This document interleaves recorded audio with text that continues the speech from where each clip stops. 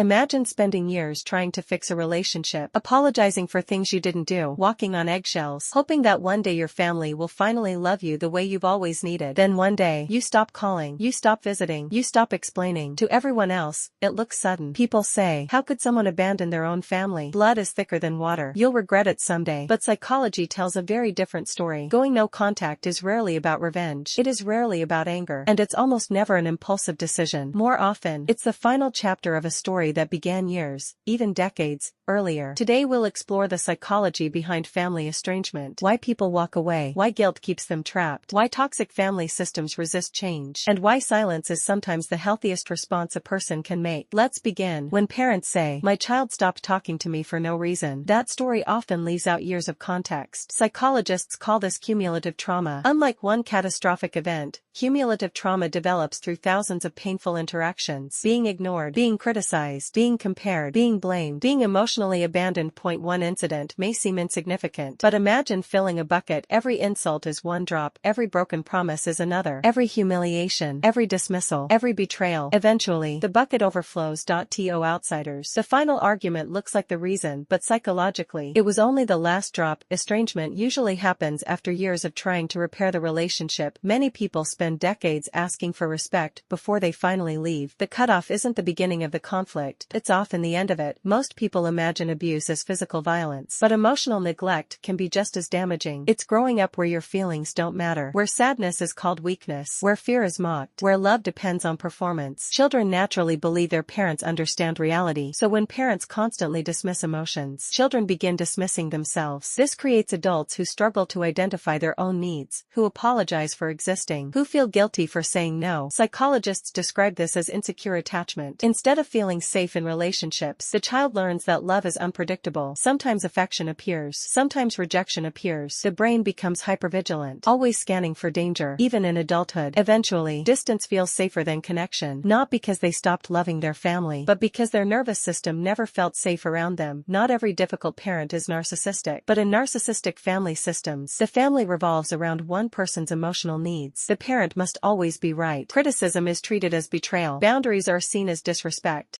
Children are assigned roles. One becomes the golden child. Another becomes the scapegoat. The golden child receives approval. As long as they obey, the scapegoat becomes responsible for everyone's problems. No matter what they do, they're blamed. These roles aren't based on reality. They're based on maintaining the family's emotional balance. When the scapegoat finally sets boundaries, the family often reacts with outrage, not because the boundary is unreasonable, but because the system has been disrupted. Psychologists call this homeostasis. Families naturally resist change, even unhealthy change, which is why healing sometimes requires leaving the system altogether.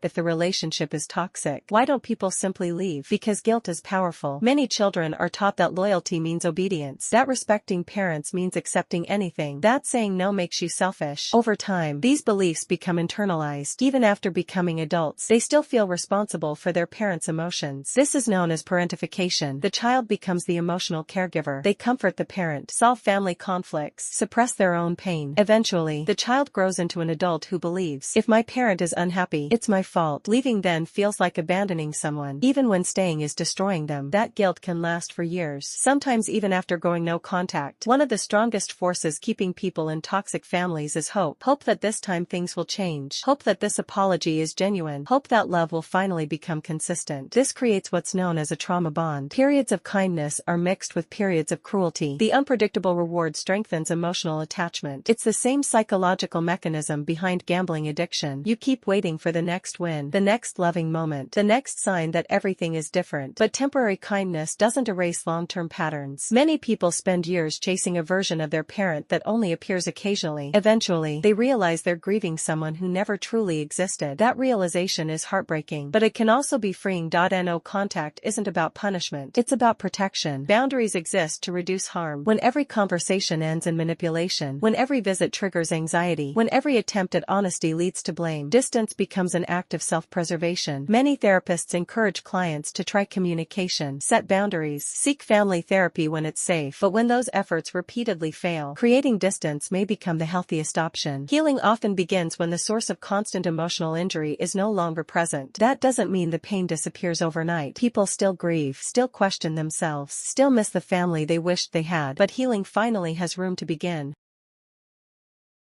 Family estrangement is one of the most misunderstood experiences in psychology. Outsiders often see silence. They rarely see the years of pleading, the broken trust, the invisible wounds, the countless second chances. Walking away doesn't always mean someone stopped loving their family. Sometimes, it means they finally started loving themselves enough to stop accepting harm. If you've experienced family estrangement, remember this: protecting your mental health is not cruelty, setting boundaries is not betrayal, and choosing peace over chaos isn't weakness, it's courage. If this video helped you understand the psychology behind family estrangement, consider sharing it with someone who may need to hear this message. And if you'd like to explore more psychology, trauma, relationships, and human behavior, subscribe for future videos. Thanks for watching.